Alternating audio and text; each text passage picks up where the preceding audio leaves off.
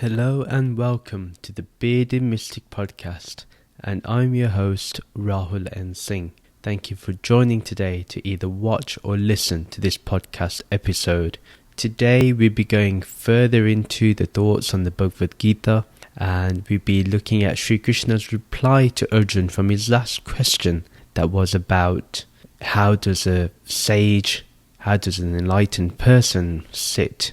How do they function in the world? How do they talk? How do they respond to each other? This is something we're going to be dwelling into. In the last episode, we looked at verses 52 to 54, and today we're going to begin with verses 55, and we're going to be looking at 56 and 57 as well. Before we start, if you would like to support the Bearded Mystic Podcast, you can do so by firstly signing up to the Patreon page. The link is in the show notes and video description below.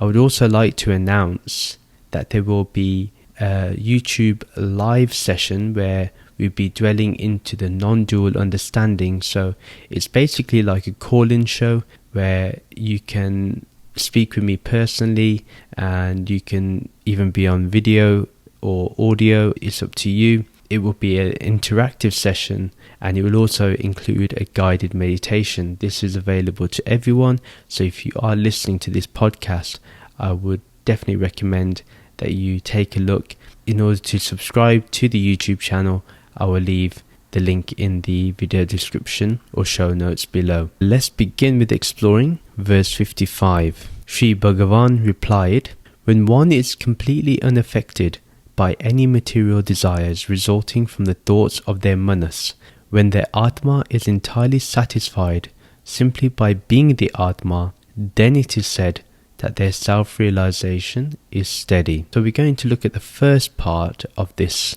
verse. Sri Bhagavan replied, "When one is completely unaffected by any material desires resulting from the thoughts of their manas." So manas is often mistranslated as only the mind, but actually it's a lot more than that. It contains a bit more. Manas is the unique human faculties of thinking, feeling, willing, and memory. So when we have the determination to do something, when we feel some things, when we have emotions, when we think something with thought, and when we can recall things with memory, these are all related to the heart and the mind. Like, for example, when we say we love somebody, it's not merely a thought, but it's also a feeling, an emotion that comes from the heart. And from the heart, what we mean by that is something very deep, very ingrained within us. So manas is what that means. So I like to call it the heart-mind. Let's also remember that all these faculties like thinking, feeling, willing, and memory are with the heart and mind. Let's remember this as we go further into this episode today. Sometimes memories can create feelings that inspire us, or we have conviction, the determination to achieve what must be done. Like it says here, when we have a thought, when we want to achieve something, we go deeply into that. It influences the way we interact with life. Sometimes a memory can be so traumatic that we get stuck in life. We stifle. We become so still that we cannot think about anything. We become so lifeless in a way, so motionless. Sometimes when we have the determination to do something, then no matter what comes, whatever obstacles, we will go forward and face them. This is what one means by manas. Now, when those things affect us, they can affect our determination to go towards the truth. They can divert our attention. So all this is about focusing and attention. Whatever thoughts come from feelings, from our determination, from our will, from our memory that we recall, will not affect that person who is of a stable mind, and they will not be moved by the desires that arise from it. Let's think about this a bit deeper. Think about the thoughts that arise. First of all, it's perception. Desire comes from perception. So we perceive something, we look at an advert. And let's use the example of Coca-Cola. Now, Coca-Cola tells us that if you drink Coca-Cola, you will be happy. Now, you think about the fizziness of the Coca-Cola, you think about that time when you were really thirsty, or you can hear the sound of the Coca-Cola can. All these things are thinking, feeling, the determination. Now, no matter what you want that Coca-Cola can. Whether it means that you will go to the supermarket to go and get it, you will go and do that because you are determined to do so. Then we have memories of that. We think of the good times we may have had with friends and family, the events that we've been to, and we've seen that bottle of Coca-Cola, we've seen that can of Coca-Cola. Suddenly, all those things create that desire for Coca-Cola. Now, someone who is steady in their mind is not going to be affected. That feeling will arise, the determination will arise, the thought will arise, the memory will arise. But what will happen is the person will simply observe and be in awareness. When that person is in awareness, then they're not going to be affected by what their manas wants them to go to. Now you see, manas is very strong because it's both heart and mind. When something is of the mind, maybe we can tackle it a little. But when it involves the heart, when it involves feeling and memory, then it becomes a little bit different. Someone who is stable, they're not going to be affected.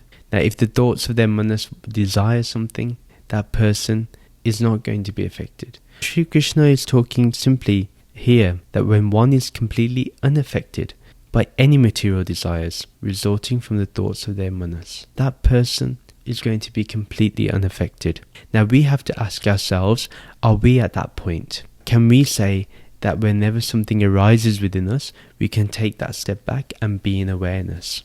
That's the question we have to ask. Just to sum up the Coca-Cola example, if there is a feeling of seeing an advertisement where we are watching something to buy a product, a desire is connected because we feel the need, or that we think that we need that something, or we feel that advert is relatable to us.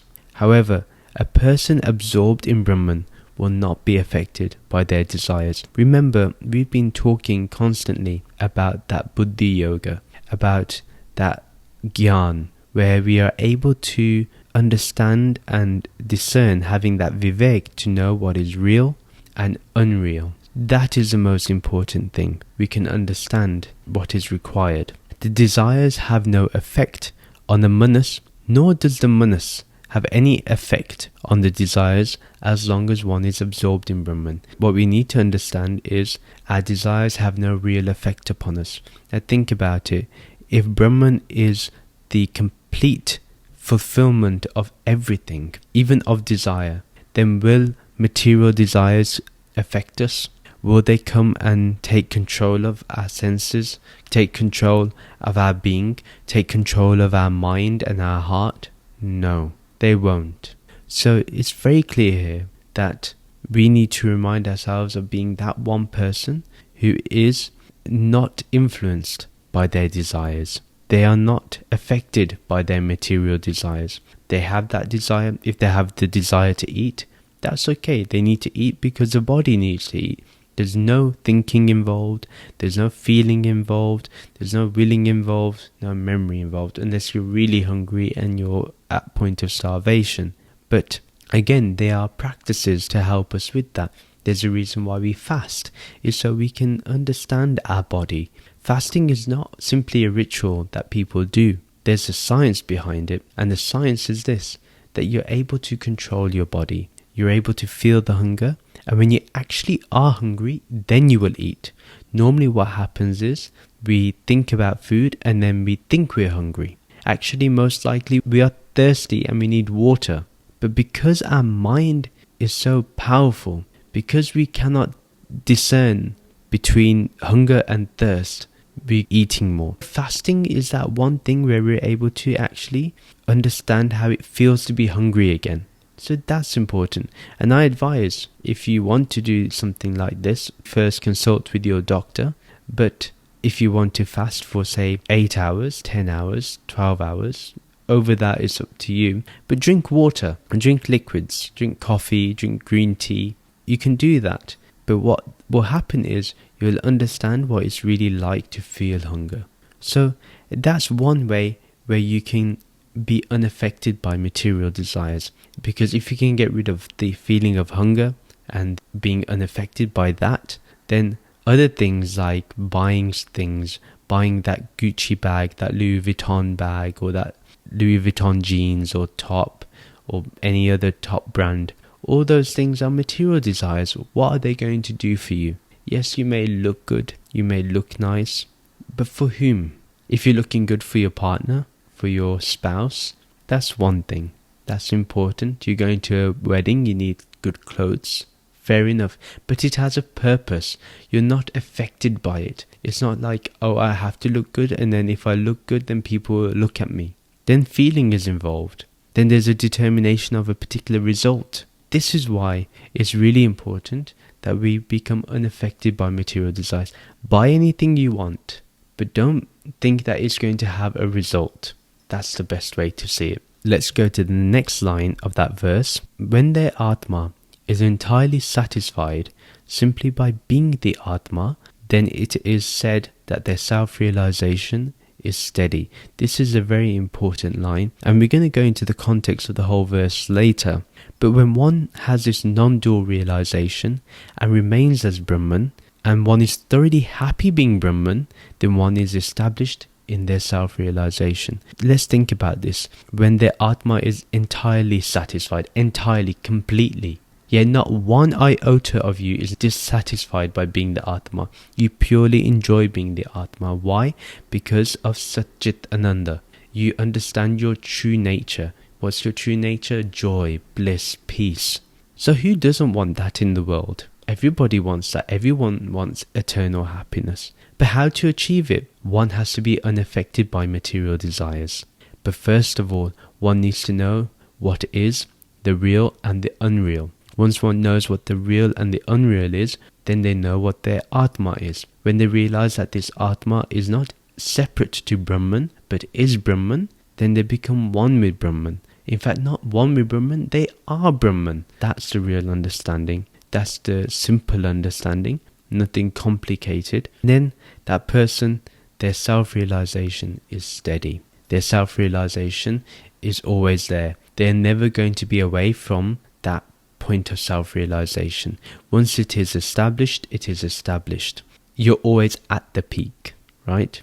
So being established in Brahman is not easy unless you really want to be steady in self-realization. If that is something you really desire. Remember, the desire for enlightenment is not the same as material desire. It depends. If you want enlightenment so you can be better than the next person, no. But if you want to be enlightened because you want liberation, you want to break away from this connection, this cycle of birth and death and rebirth, then that's different. Then that is not a material desire. Even wanting to go to heaven is a material desire. Why? It's a material desire because you think you will have joy there. You will be able to enjoy things there. There'll be nice angels there for you to enjoy. There will be nice food for you, nice drink for you. Over there you can even drink alcohol. But here the Pandits tell you you cannot drink alcohol. But there you can smoke weed, you can enjoy everything in heaven. But here, no. Here you must follow the rules that they say. This is something we need to understand. Material desires is also the desires for heaven. Liberation is the only desire that is acceptable in this regard. And liberation, like I mentioned, from the cycle of birth and death and rebirth, or of samsara. One has to understand that self-realization is important. Only when there is self-realization will there be liberation. Our endeavor has to be towards self-realization. If we really want to be self-realized, we have to go towards it. We have to go and achieve it. We have to desire it. Now what it's saying here is self-realization can come in bits and pieces. So for example, it may be a path that you're going towards. It's a bit slow, but it's growing. You know, you're becoming more steady. First it's a bit rocky. It's like when you're on a plane and there's turbulence. At the moment, your self-realization is turbulent. It goes here and there because your senses have not been pacified.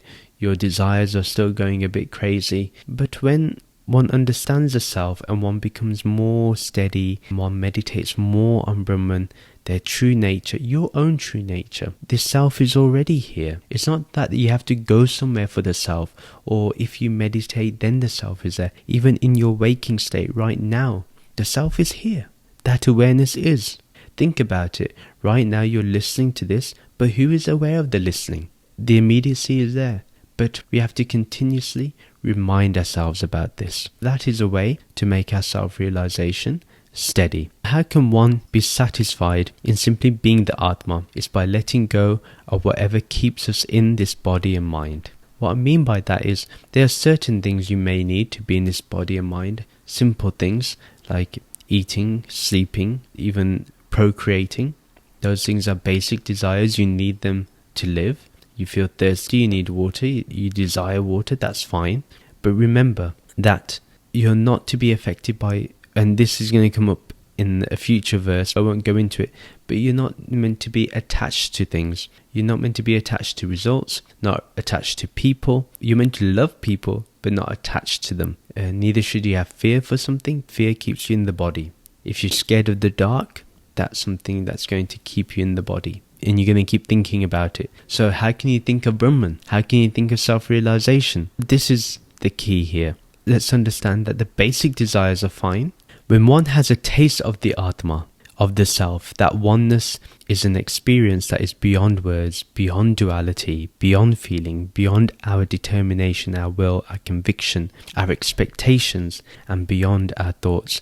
You see, when you are in awareness, when you are in the present moment, in the here and now, when you're in Brahman, when you understand you are Brahman, at that point of time, once you get a little bit of this understanding, and then you taste that joy, that bliss, that anandam, then you continuously desire for it. Now, this desire is fine, but again, don't be attached to the desire. Say you've had a great meditation, and say in the next half an hour, your child wants your attention. What's more important is you give the child the attention. Because even if you meditate, in the back of your mind, you remember that your child needed you. So your meditation won't be complete. Therefore, it's very important that we understand that there is a time and place for everything, and observe your surroundings. But once you have a taste of this, you will continuously want it. Now, always emphasize that in the forefront, keep this Maya, keep this world in front of you. But in the background, that awareness is always there. Brahman is always there. It's always here with you. It doesn't belong to time. It doesn't belong to a place. It's always with you, everywhere you go and at every time. Therefore, the real person who understands this, they are comfortable in their spirituality. They are comfortable in their practice. The one who is confused still about Maya and about Brahman, who still sees a duality in both of those things, they cannot understand the truth. They will always be in the turbulence. They think they have a steady self-realization, but they don't. The question then is, how do we steady ourselves in self-realization? Like I mentioned, first thing is we understand and we can discern between the real and the unreal, Sat and Asat, Brahman and Maya. And then at the same time, what we need to do is meditate. Meditate upon Brahman, meditate upon your true nature. Remind yourself that you are awareness. Meditating on your own is good, but what would be even better is to keep this meditation with you while you're in the actions of the world, while you're functioning in the world. That would be better. Doing that is important. And like I said, 1 or 2 minutes of focused meditation is sometimes better than 30 minutes of unfocused meditation. Do everything in a complete nature.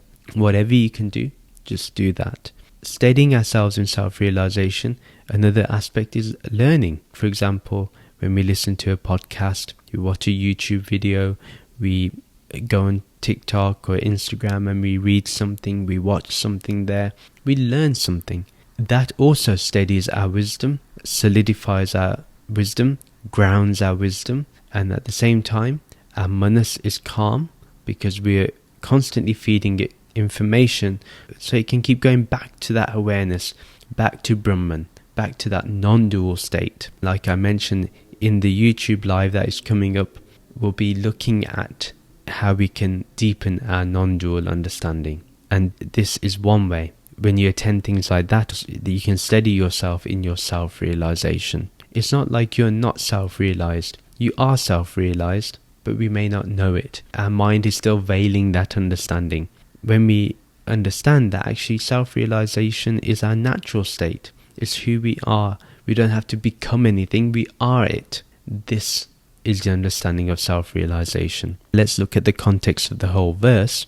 Once we're able to observe our desires, rest in our awareness, our presence, our being, our formless self, then we love being established in the self. It's not about chasing or dropping all desires, but focusing our manas on Brahman, on the ultimate self. Once our self becomes established and it fully relishes and enjoys the experience of being the self, then self-realization becomes steady.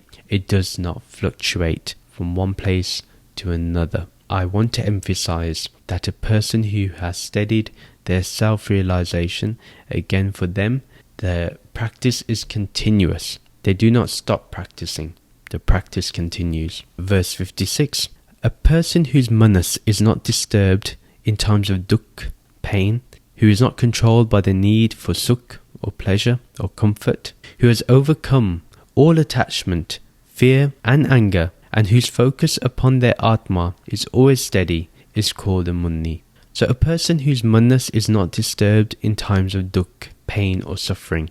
When our mind is not disturbed in times of pain, what does that mean? So whenever we are in pain, our whole mind becomes focused on it. Our whole mind becomes disturbed. Something is not going our way, we suffer. Something is not happening according to the way we want it, we are suffering. Our health is not good, we are suffering. We're in pain. And what happens is, we keep thinking about it. This is what happens when we have that dukkha, that pain, that suffering. We are constantly consumed by that.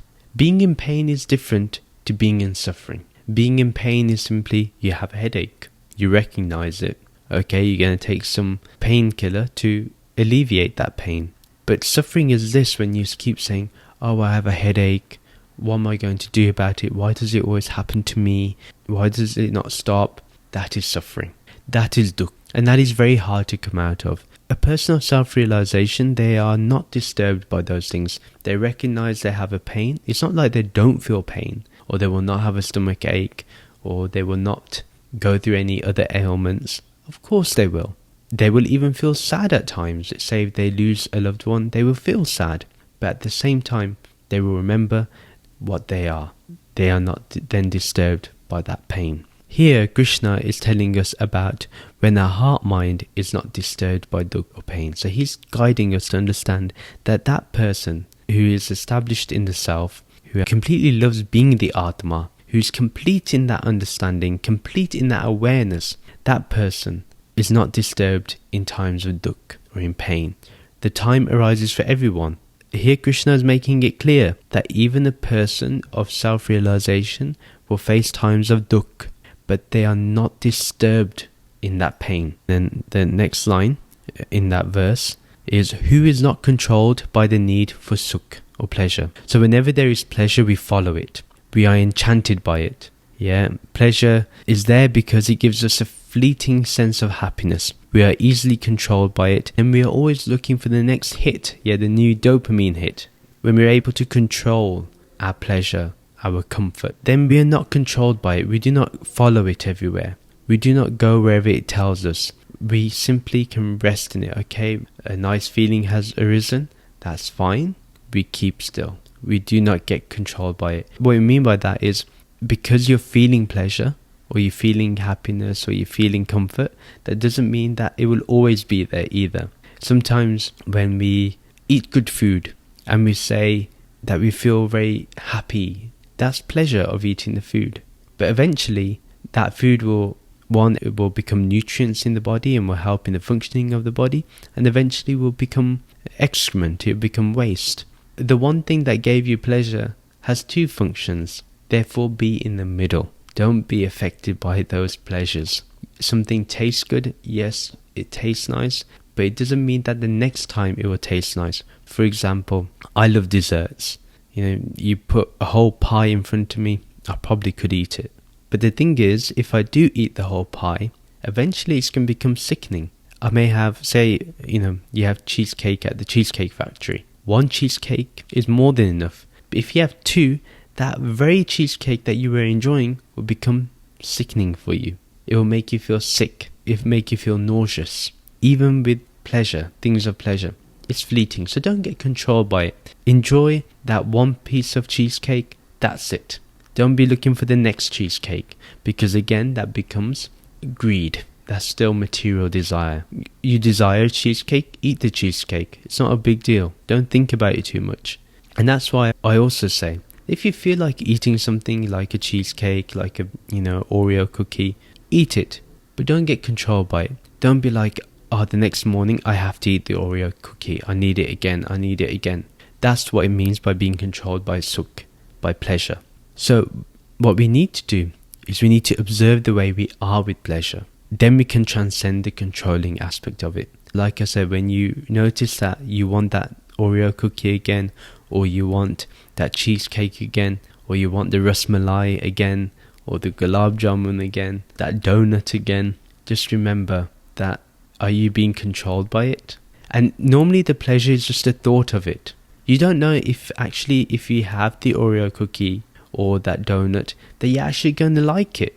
It may be that it's not made to the perfection that you wanted. It doesn't taste right.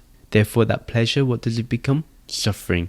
That cookie didn't taste nice. That donut wasn't as good as before. Manas takes over. The person who is steady in self-realization does not allow pleasure to control them. They enjoy the cookie, that's it. It simply stays as that. There's no more thought in it. There's no more conviction to get more. There's no more feeling about it, and there's no memories created by it. You remember 3 years ago, we had that cookie, it was so nice. What happens then? We move back into the past and we lose the present. It's okay, recall the memory, but then don't start thinking. People in Hindi, they say, "Muh vich pani aa gaya," which means that my mouth is watering by thinking of a food. Again, that's being controlled by the manas. Yeah, we're being controlled by pleasure. Yeah. What we need to say is, I remember that cheesecake from the Cheesecake Factory a year ago on my birthday. It was tasty. It was nice. You're still steady in your self-realization. Okay?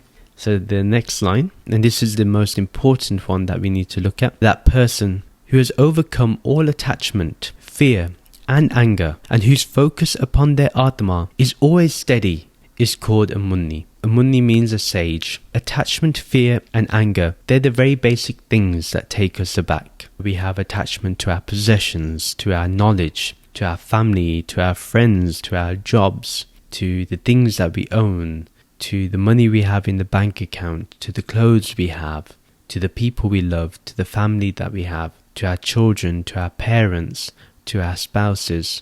When we have that attachment, we cannot live for ourselves. We cannot live in self-realization. Constantly we be worried about other things, other people, your attachments to them. Now, if you have an attachment to someone or something, you'll always be thinking about that thing. Therefore, attachment is not healthy. We all have attachment in some sense, but it shouldn't control us. Remember, eventually we have to overcome all that attachment and become detached. Eventually that has to happen, but it takes practice. And again, it can only happen when you understand that you are the Atma. Now, does the Atma have any attachment to anybody? No, because it is everybody. Then you no longer see the people that are in your family as separate to you. They are one with you. If, say, the child falls over, the mother or the father or the parent is not going to be affected. The child has fallen over, they hurt themselves, let's deal with the pain that the child is going through. But if the parent starts crying or starts screaming, then one, that child is going to be disturbed because they think they've done something wrong by falling. And then second of all, you've disturbed your whole self. It's funny, a lot of people, they say, we're so spiritual. Then the moment something happens to them or to another person, they can't think straight. Why? Attachment has taken over. It's important that we transcend our attachments. Then we also have fear. Fear about losing our possessions. Fear comes from attachment. They all interrelate with each other. We fear that we may lose our knowledge. Yeah. People know us for being smart and clever and intelligent. What happens if they realize that I'm not so intelligent? What if my memory starts fading away? That fear. When we fear losing our family and friends. Not every friendship remains. And not every family member will remain with you. Everyone has to leave this world, no matter how much we may try to escape it. But that fear is there for people. People fear losing the ones they love. We fear losing our jobs, our businesses, our profits. All this is based on fear, so we have to overcome that. Embrace the death of people that you love. Embrace the fact that possessions, either they depreciate, they decay over time. Like the clothes that we wear, they do not remain the same as when you bought them. They change. The colours start fading away. Everything is subject to modification that we can see. Therefore, let go of the fear of that change. And remember, in the Bhagavad Gita, we've also learnt that nobody dies either. Everybody remains alive. Why? Because they're the Atma. Then we have anger. Like I mentioned, if things aren't going our way, if we're not being listened to, if we're ignored, if we don't get our food on time, if the roti, the chapati is not round enough, if the dal is too salty, if we have the same food every day, we get angry, we get agitated. Anybody that has these things, attachment, fear and anger, they will not be able to steady themselves in self-realization, and nor can they discern between the real and unreal. Therefore, they cannot be the Atma. So it's important that we always remind ourselves that we are this supreme self, we are this Brahman, this ultimate reality, this pure consciousness, this formless. We are this. If we actually look into our own being, we are completely formless. We just see the appearance of matter. That's all. So that person who goes beyond all this attachment, fear and anger. Again, why is attachment, fear and anger there? Because they're linked with material desires. Remember that. And they're controlled by our sukh, our pleasure. And when we're in pain, it disturbs us. That person, they focus their Atma on the understanding that they are Brahman. And they're constantly established in Brahman. That person is called a Muni. That person is called a Rishi. That person is a sage. That is the recognition. So that person who is neither disturbed by pain or suffering, that person who is not controlled by pleasure and comfort, that person who has overcome all attachment, fear and anger, that person is a sage. That person who enjoys being their true self, who enjoys being in the nature of their true self, who enjoys being awareness at all times, that person is the sage. The sage always has Brahman in the background, in the midst of all activities. At the forefront is Maya, is this world. We enjoy the world, we fully involve ourselves in the world, but in the background is this illuminating Brahman. And Brahman is always illuminating. There's always the light that's there, the light of awareness. It's all about whether we can establish ourselves in this. The context of the whole verse is that, and it's a very simple one, that the person who is firmly established in wisdom, remaining in Brahman, our mind, our heart is not disturbed by pain, not controlled by pleasure, and has overcome and has transcended attachment, fear and anger. And that person is a sage. And this opportunity, and it's not an opportunity actually, this is available to everybody. We just have to discover it. It's always there. This continuous realization that we are Brahman. Verse 57, one who is immune to desires for all material things, whether pleasing or displeasing, and who neither likes nor dislikes anything, is steady in prajna, the unfluctuating awareness of both the Atma and Brahman. The first line of the verse we'll look into. One who is immune to desire for all material things, whether pleasing or displeasing.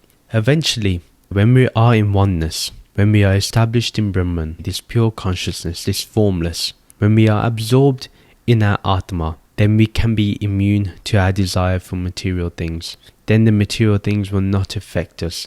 We'll be immune to it. Eventually what happens is the light of the desires becomes dim, and it gets dimmer by the day. The more you remember Brahman, the light of Brahman shines more and more brighter. Therefore, the light of material desires starts going away. That's when you become immune to those material desires. They no longer take over. So being immune to our desire means that they no longer affect us and that we are not swayed by them.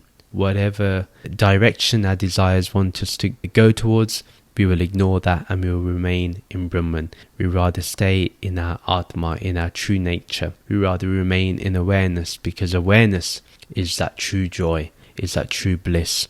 And desires, whether they're pleasing or displeasing, good or bad, holy or unholy, that rishi is unaffected by them. That sage is not affected by them. Now, remember, desires may please us, they may displease us.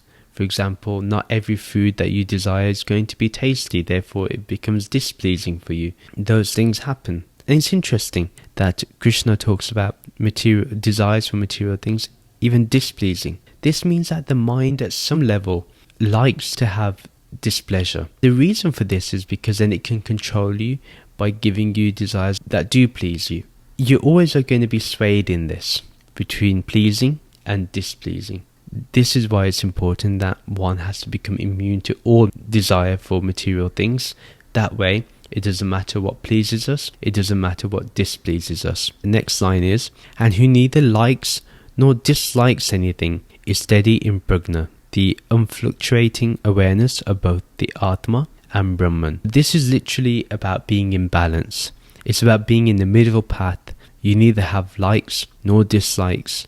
There are no preferences, nor are there any aversions to things. Everything is occurring. Why? Because you are steady in your prajna. You're steady in that unfluctuating awareness of both the Atma and Brahman. Now this is interesting. Why both the Atma and Brahman? The reason for that is the Atma is your localized understanding that you are awareness, the localized understanding of awareness, and then Brahman is that universal understanding that you are awareness or pure consciousness. Remember that Atma is localized, Brahman is universal. That person who is steady in their prajna, in their awareness, that person is both localized and universal. How do we get to that point where we are steady in prajna? It's by being in wisdom. Wisdom takes us there. Vivek takes us there. So that person who is immune to desires for material things, but they have desires for the truth, and that is fine. That is acceptable. Remember that this is only about desires for material things that Krishna is taking us away from. But what Krishna is bringing forth is that we should desire for at least being in the Atma. In the Atma we may feel, because it's localized, we may still have a sense of duality. Therefore, at the same time, we need to go towards Brahman, which is that universal understanding. And that universal understanding is, there is only Brahman.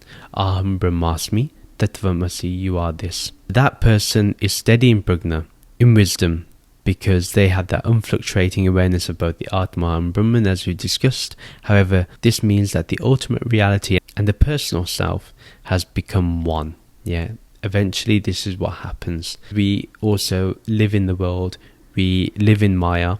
We are constantly going to have to remind ourselves of the localized understanding. When we're in meditation, then we have the universal understanding that we are Brahman. When we are functioning in the world, when we're dealing with the transactional reality, then the simple thing here is that we have that localized awareness that we are this Atma.